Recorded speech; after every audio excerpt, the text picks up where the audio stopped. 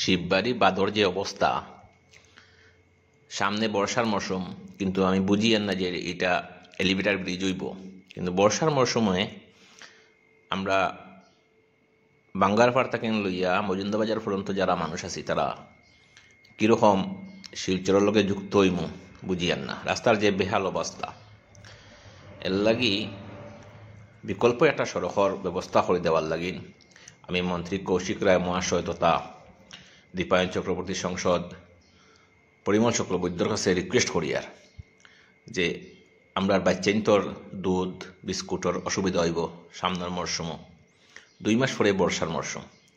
এর লাগি আপনার কাছে রিকোয়েস্ট করি হইয়ার যত তাড়াতাড়ি সম্ভব আমরা বিকল্প এই সড়কটা বন্দোবস্ত করে দিই। সড়কটা আমি দেখাই আর আপনারা যে বিকল্প সড়ক পথটা হইলে কিতা সুবিধা হইব। আপনারা যখন দেখবা তখন বুঝবা যে বিকল্প সড়ক হইলে অনেক সুবিধা হইব, আর বিকল্প সড়ক হইতে মানে বেশ খরচও লাগতো না। শুধু সংসদর মানে একটু চিন্তাধারা করতে লাগবো, জনসমক্ষে কাজ করা লাগবে। এই জায়গাটা হইল কি তুফানা, এদিক দিয়ে গিয়া এন্ডি কলোনি, আর এদিক দিয়ে হইল গিয়া খালাইন থেকে নাইবার সময় পাওয়া যায়। এই হইল গিয়া তুফানা 60 নং মডেল স্কুল, যেটা একটা ওয়েটিং শিট আছে ভাইবা, ওই ওয়েটিং শিটর ঠিক কিনারে দিয়া এই রাস্তা গেছে। এই রাস্তা দিয়ে আপনারা আইএসবিতে যেতে পারবা, রেলটোর নিচে দিয়ে যদি একটা আরইবি হয়ে যায়।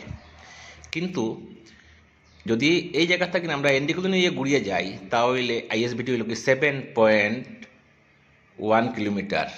অনেক সময় লাগে ঘুরিয়া এন্ডি কলোনি হইয়া।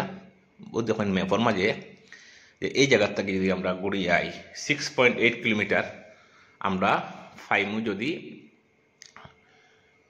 কিন্তু এই যে একটা ওই যে রেল লাইন দেখলাম, এই রেল লাইনটা যদি নিচে দিয়ে একটা আরইবি হয়ে যায়, আমার কথা হইলো বেশি না, 3 টন বা 5 টনের ক্যাপাসিটি দিয়া নিচে দিয়ে যদি একটা আরইবি হয়ে যায় তাহলে আইএসবিটি ফসা যায় মাত্র 3 কিলোমিটার।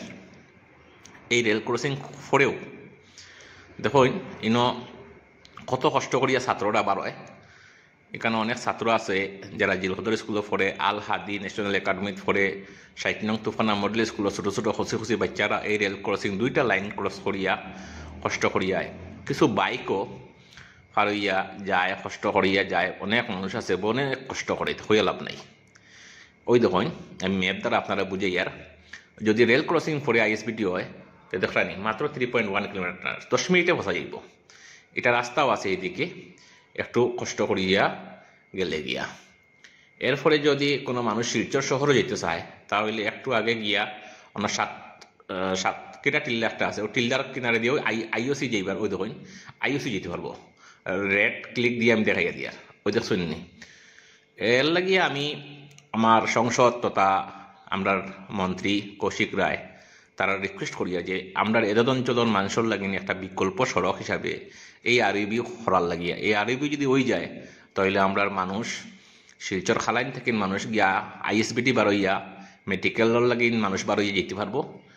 আর আমরার বাচ্চাইন্তর দুধ বিস্কুট এটার লাগিন অনেক সুবিধা হইব। ওই দেখছেন স্কুটি অনেক কষ্ট করে পারইয়া আয়। আমি রিকোয়েস্ট করি আর যারা নেতা আছেন, আপনারা আল্লাহ নেতা বানাইছেন, উপরাল্লাহ আপনারা নেতা বানাইছেন, আপনারা যেহেতু জনসেবার লাগিন আপনার নিয়োজিত হয়েছেন, জনসেবা করুকা, মানুষরে সুযোগ করে দেখা।